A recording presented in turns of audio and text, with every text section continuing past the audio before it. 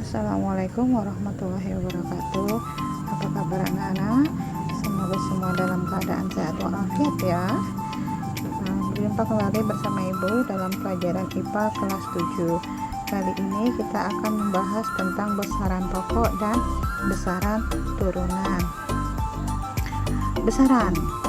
Definisi dari besaran adalah segala sesuatu yang dapat diukur dan dapat dinyatakan. Besaran fisika berdasarkan satuannya ini bagi menjadi dua.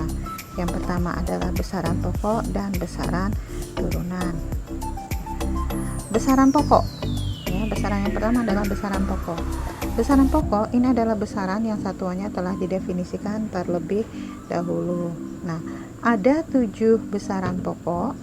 Yang pertama adalah panjang, kedua massa, ketiga waktu, keempat suhu, kelima kuat arus, keenam jumlah zat, dan yang ketujuh intensitas cahaya.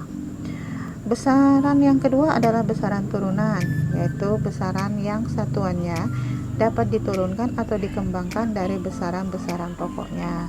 Nah, beberapa contoh besaran turunan ini adalah luas, volume, kecepatan, percepatan, massa jenis, gaya, tekanan, dan usaha. Nah, kini kita akan membahas besaran pokok ya.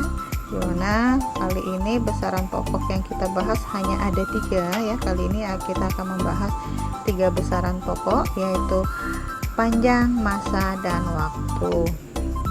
Panjang. Panjang adalah dimensi suatu benda yang menyatakan jarak antar ujung. Di sini ada contoh dari alat ukur yang digunakan untuk mengukur panjang, ada meteran, penggaris, mikrometer sekrup, dan jangka sorong. Satuan ya.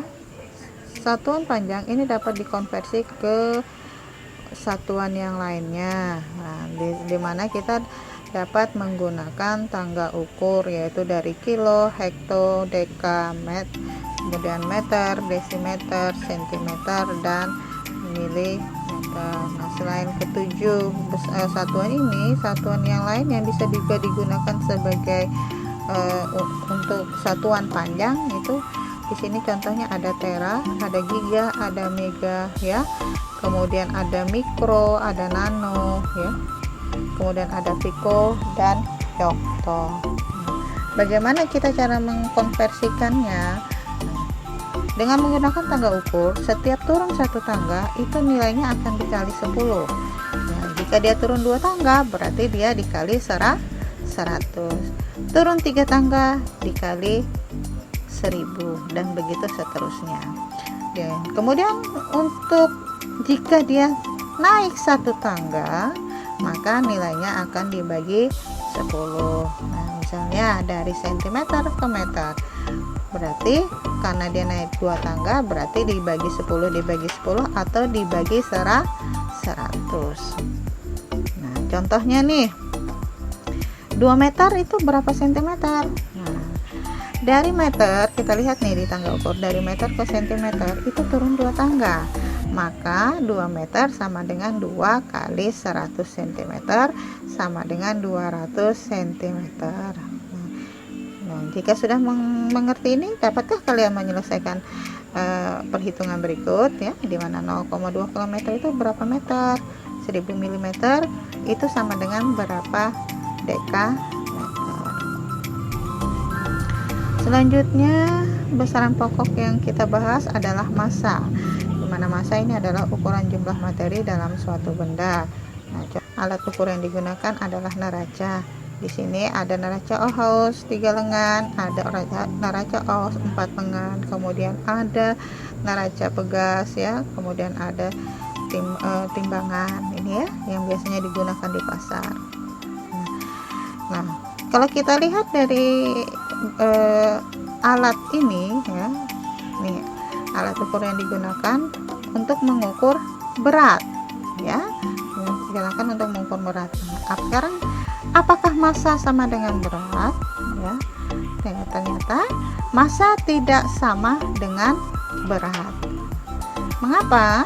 Massa suatu benda itu ditentukan oleh kandungan materinya dan tidak mengalami perubahan meskipun kedudukannya berubah. Sebaliknya, beratnya sangat tergantung dengan kedudukan di mana benda itu berada. Hal ini disebabkan karena benda memiliki gravitasi yang berbeda di tempat yang berbeda sehingga mempengaruhi berat suatu benda. Contohnya nih, astronot saat berada di bulan beratnya tinggal 1/6 dari berat dia di bumi. Sedangkan masanya tetap. Dia mengerti ya perbedaan massa dengan berat? Nah, satuan berat juga dapat dikonversi sama seperti satuan satuan panjang ya, dari kilogram, hektogram, dekagram, gram, desigram, sentigram, dan miligram, di mana setiap turun juga satu tingkat dikali 10 dan setiap naik tingkat satu tingkat dibagi 10. Selanjutnya waktu. Waktunya adalah serang antara dua kejadian atau peristiwa. Di sini ada beberapa contoh juga alat ukur yang digunakan untuk mengukur waktu. Di sini ada jam, ada stopwatch, ada jam matahari, dan ada jam pasir. Nah, satuan waktu yang digunakan itu juga bisa digunakan dalam satuan internasional, itu juga bisa dikonversi dalam satuan yang lain. Bisa diubah ke dalam menit, jam, hari ya. Ini juga ada bulan, minggu, tahun, dasawarsa, windu, abad. Ini adalah merupakan satuan-satuan yang digunakan untuk mengukur waktu. Nah, kemudian lanjut ke besaran turunan ya. Jadi bagaimana? Sudah mengerti ya untuk besaran pokok ya. Sekarang kita lanjut ke besaran turunan. Yang pertama adalah luas.